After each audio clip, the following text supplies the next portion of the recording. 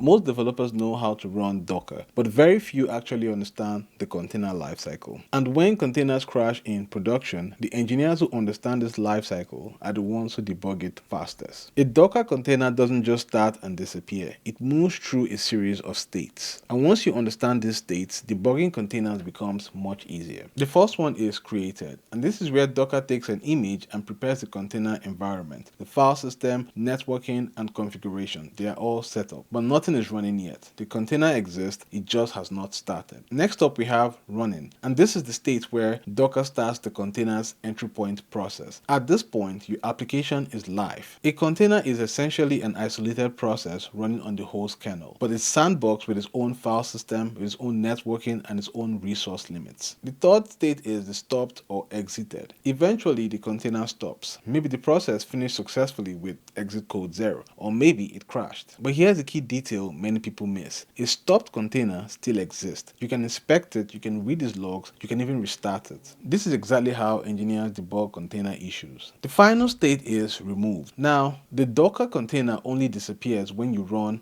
docker rm, and at that point, the container and its writable layer are deleted. But the image remains and is also ready to create a new container instantly. So the Docker container lifecycle looks like this: created, running, stopped or exited, and then removed. Like and follow for more breakdowns like this.